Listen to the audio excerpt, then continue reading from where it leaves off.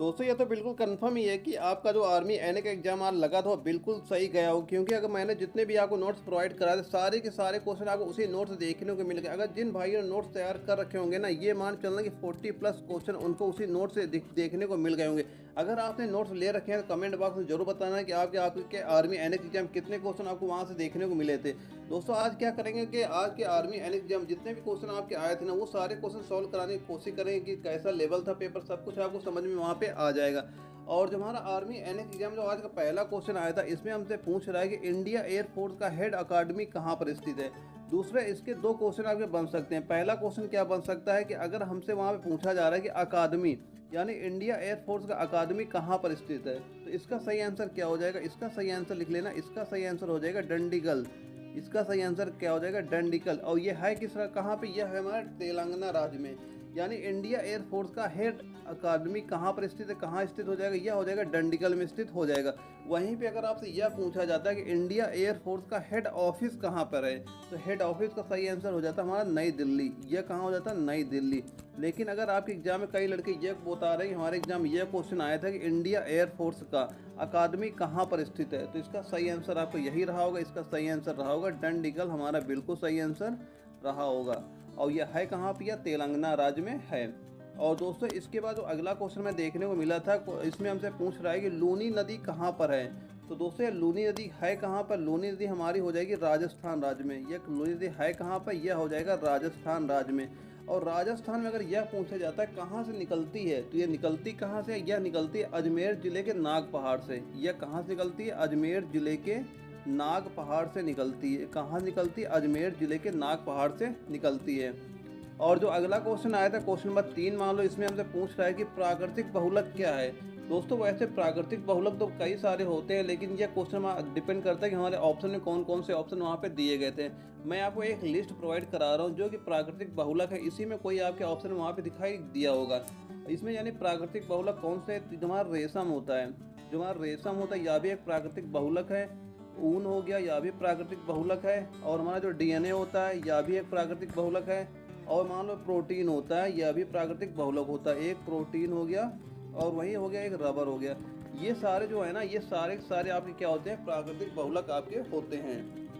और एक क्वेश्चन आपके एग्जाम में आया था कि काइटिन क्या है। तो काइटिन क्या होता है, काइटिन जो होता है यह कठिन जटिल शर्करा होती है। यह क्या होता है, जो काइटिन होता है, काइटिन क्या होता है, यह होता है कठिन जटिल शर्करा होती है। यह क्या होता है, कठिन जटिल शर्करा होती है। क्या होता है, कठिन जटिल शर्करा होती। वहीं दोस्तों अगर आपका पेपर थोड़ा गड़बड़ हो गया, वही आपके क्वेश्चन ज़्यादा सही नहीं हुए, तो दोस्तों बिल्कुल परेशान न होना, क्योंकि अक्टूबर 2023 में आपके आर्मी एनए की नई वैकेंसी आ जाएगी। और उसकी तैयारी आपको बिल्कुल तैयार करके चलना है, यानी तैयारी आपको बंद बिल्कुल नहीं करना है, क्योंकि इसका एग्ज़ाम बड़ी जल्दी होगा। और इसकी नई वैकेंसी आपकी अक्टूबर 2023 को आपको दोबारा देखने को मिल जाएगी। और इसमें अगला क्वेश्चन एक आया था, क्वेश्चन में पूछा गया था कि G20 में 18वां सम्मेलन कहाँ पर हुआ था। ये G20 का 18वां सम्मेलन कहाँ पर हुआ था, यह सम्मेलन कहाँ हुआ था, यह सम्मेलन हुआ था नई दिल्ली में, इसका सम्मेलन हुआ था। और एक क्वेश्चन हमारे एग्जाम में देखने को हमें मिला था कि सबसे ज़्यादा प्रयोग किया जाने वाला फास्ट फूड कौन सा है। दोस्तों ये अभी क्वेश्चन आपके ऑप्शन पर डिपेंड करता है। मैं आपको एक लिस्ट बता रहा हूँ, इसमें अगर आपके ऑप्शन कोई ऑप्शन दिया रहा होगा वही हमारा सही आंसर हो जाएगा। यानी सबसे ज़्यादा प्रयोग किया जाने वाला फास्ट फूड कौन सा होता है, वह एक तो हमारा मान लो पिज्ज़ा होता है जो सबसे ज़्यादा यूज किया जाता है। और एक बर्गर हो गया, एक क्या हो गया, बर्गर हो गया। एक हो गया फ्रैंकी हो गया, एक क्या हो जाएगा, एक मान लो फ्रैंकी भी लिख लो, ये भी काफ़ी यूज होता है। और एक हो गया चिप्स हो गई, यह भी काफ़ी यूज होता है। दोस्तों आपके एग्जाम में यहीं से कोई ना कोई ऑप्शन आपको वहाँ पे देखने को मिल गया होगा, वही ऑप्शन हमारा बिल्कुल सही रहा होगा। और अगला क्वेश्चन एक आता है, क्वेश्चन नंबर 7 आता है, इसमें पूछा गया था अम्ल और क्षार की क्रिया से क्या होता है। अम्ल और जब क्षार क्रिया करते हैं इससे क्या होता है, इससे लवण तथा पानी का निर्माण होता है। यानी क्या होता है, लवण तथा पानी। इसका सही आंसर क्या हो जाएगा, लवण तथा पानी। ऐसा ही मिलता जुलता आपको ऑप्शन में कोई ऑप्शन दिखाई दिया होगा वहाँ पे। दोस्तों ये सारे जो क्वेश्चन आपको कराए थे, जो हमने नोट्स प्रोवाइड कराए थे, सारे के सारे क्वेश्चन आपको वहाँ से देखने को मिल गए। जो भाई नोट्स तैयारी कर रहे होंगे ना, उनका एग्जाम बिल्कुल 100% है कि बिल्कुल सही गया होगा। और दोस्तों अगर आपने अभी तक नोट्स नहीं लिए ना, नोट्स ले लेना और उन्हीं से तैयारी करना, क्योंकि अक्टूबर 2023 में जो नई वैकेंसी आ रही है ना, वहाँ पे आपको सिलेक्शन बिल्कुल कंफर्म होने वाला है। और जो हमारा अगला क्वेश्चन आया था क्वेश्चन नंबर 8, इसमें आप पूछ रहा है कि दूसरे नंबर पर मैंग्रोव वन कहाँ पर पाए जाते हैं।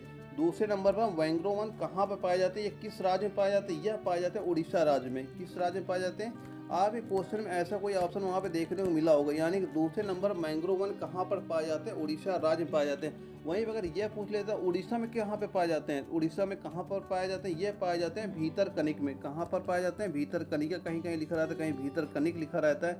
यही आपके ऑप्शन में वहाँ देखने को कोई ना कोई मिल गया होगा।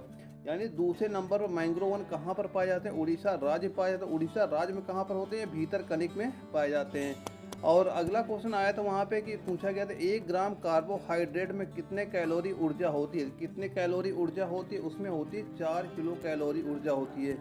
कितनी ऊर्जा होती है, 4 किलो कैलोरी ऊर्जा उसमें होती है। कितनी होती है, 4 किलो कैलोरी ऊर्जा होती है।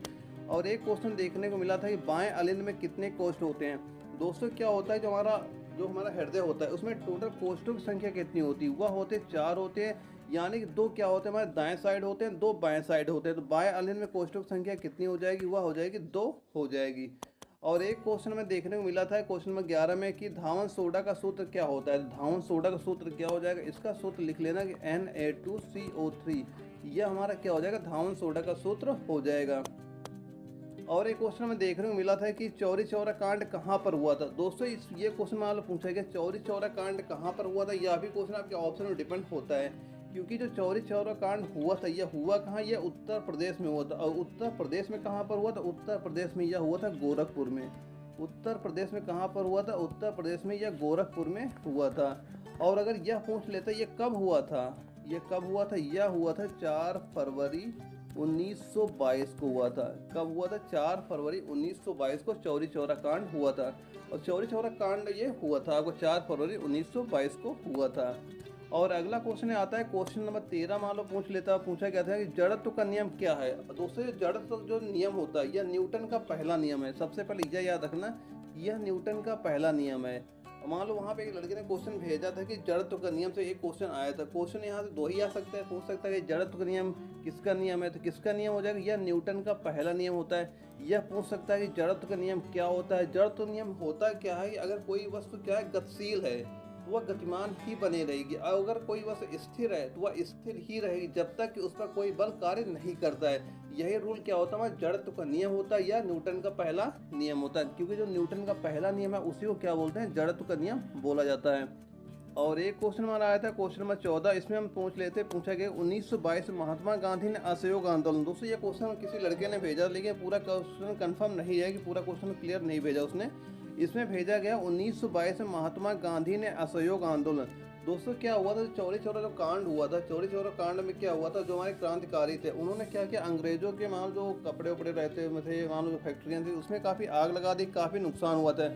इससे क्या गांधी जी प्रभावित हो गए, तो उन्होंने क्या किया था, जो उन्होंने असहयोग आंदोलन चला रहे थे 1922 में क्या किया था, असहयोग आंदोलन को क्या कर दिया, समाप्त कर दिया चौरी चौरा कांड के बाद।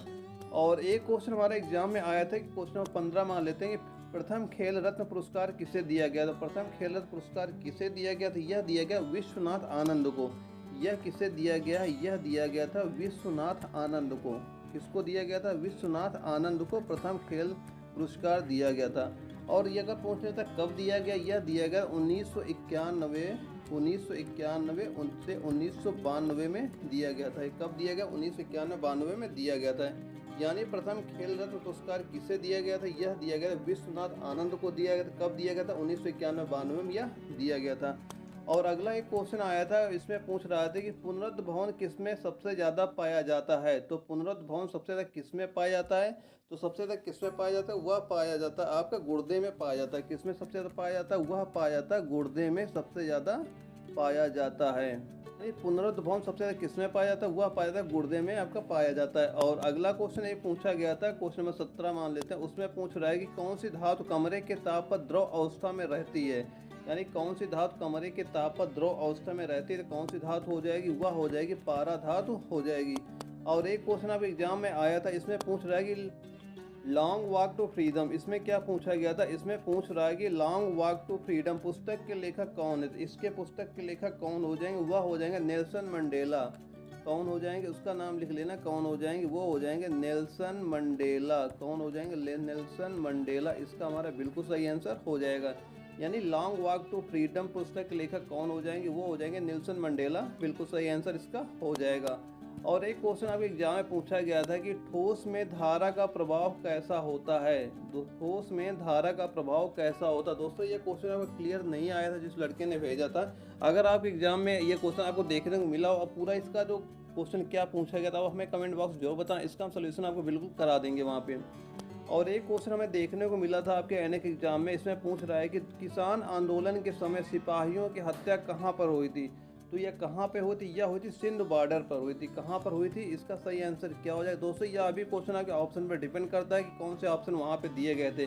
अगर वहाँ पे आपका सिंध बॉर्डर ऑप्शन दिया गया तो वह हमारा बिल्कुल सही आंसर हो जाएगा। अगर लेकिन और सिंध बॉर्डर अगर आपके को वहाँ पे आंसर नहीं दिया गया तो कौन कौन से ऑप्शन आपके वहाँ पे दिए गए थे कमेंट बॉक्स में जरूर बताना, उसका जो सोल्यूशन हो सही होगा वो आपको बिल्कुल बता देंगे। यानी किसान आंदोलन के समय सिपाहियों की हत्या कहाँ पर हुई थी, वह हुई थी सिंध बॉर्डर पर उनकी हत्या हुई थी। और एक क्वेश्चन हमें देखने को मिला था, इसमें पूछा गया था कि 2008 के बाद लोकसभा में अनुसूचित जनजाति के लिए कितने सीटें दी गई हैं। तो कितने सीटें दी गई हैं, वह 47 सीटें इसके लिए दी गई। कितने सीटें दी गई हैं, 47 सीटें क्या की गई हैं, दी गई वहाँ पे। और एक क्वेश्चन आपके एनएक एग्जाम में देखने को हमें मिला था कि मोमबत्ती का जलना कैसी क्रिया है। तो मोमबत्ती का जलना कैसी क्रिया हो जाएगी, यह एक रासायनिक क्रिया आपकी हो जाएगी। वहीं दोस्तों आपके एग्जाम में जो एनए के पेपर में क्वेश्चन आ रहे हैं, सारे क्वेश्चन आपको मैंने नोट्स आपको प्रोवाइड करा रखे ना, सारे क्वेश्चन उसी नोट्स से आ रहे हैं। दोस्तों अगर आपने नोट्स नहीं ले रखे हैं, नोट्स ले लेना। और अगली भर्ती हमारी आ रही है अक्टूबर 2023 में आ रही है, उसकी तैयारी अभी से बिल्कुल स्टार्ट कर देना। उसका फ़ायदा आपको यह मिलेगा, बिल्कुल आपको जब तक पूरी तैयारी कंप्लीट हो जाएगी आप बहुत ही आसानी से वहाँ पे ये मान चलना 45 से लेकर 46 क्वेश्चन बिल्कुल सही कर सकते हैं। क्योंकि टाइम बहुत कम है इस समय आपके पास। टाइम ये मान चलना है 5 से 6 महीने में आप पूरा जो नोट्स हैं पूरे रट डालेंगे। 2-3 बार प्रैक्टिस भी हो जाएगी।